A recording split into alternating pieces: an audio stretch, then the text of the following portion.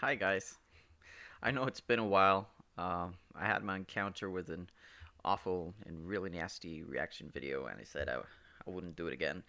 But I got a few requests from friends saying, "Hey, maybe you should read some creepypastas." So, well, I guess here's number one. What we have for you today is Kids in the Dark. And it goes like this. Growing up poor in the deep south meant sharing a lot with my little brother, Ollie. Most often, we passed toys, clothes, and skin conditions between us.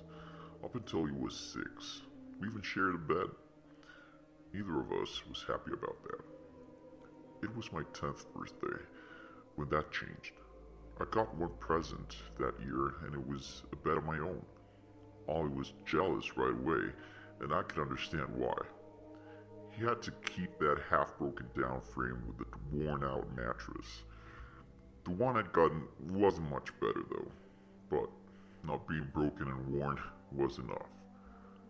Sleeping apart was a great feeling. It was freedom.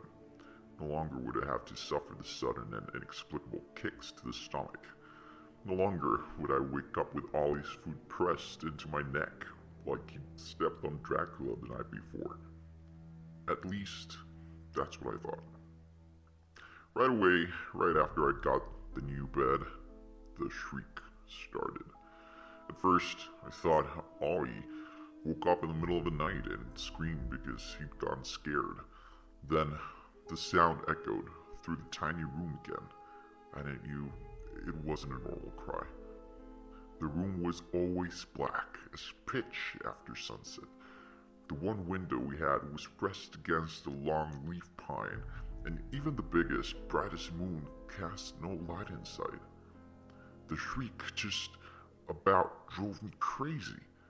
Every night, probably at the same exact time, these sharp yelps would knock me right out of my dreams.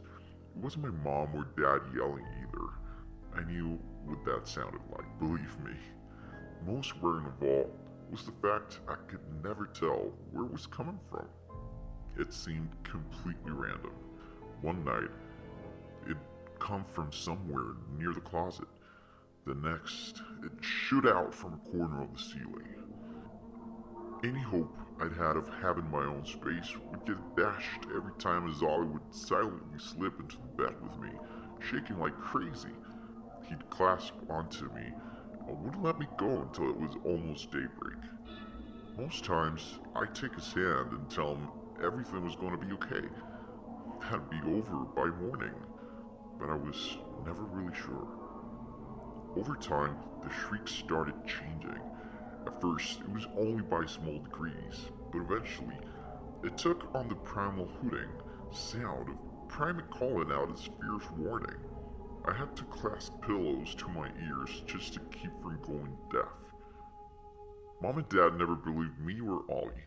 Basically, the thing, whatever it was, refused to make a peep when they were in the room.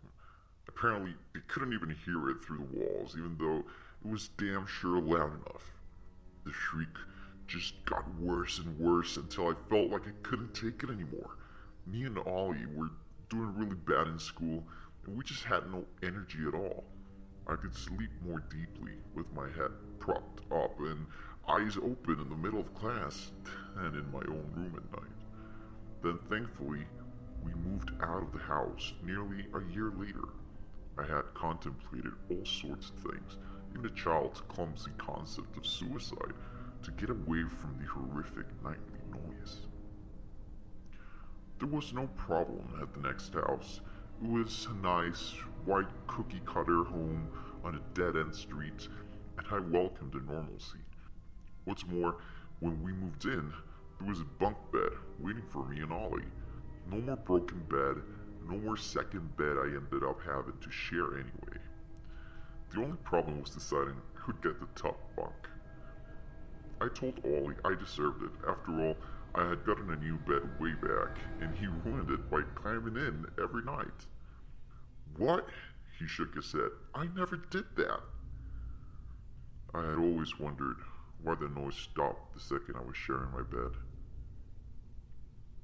Now I had the answer.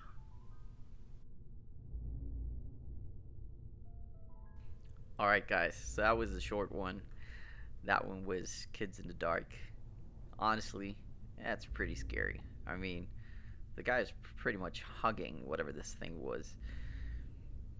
Alright, guys, please let me know what you think. If you like that, I'll be sure to make some more. And I'll catch you on the next one, I hope.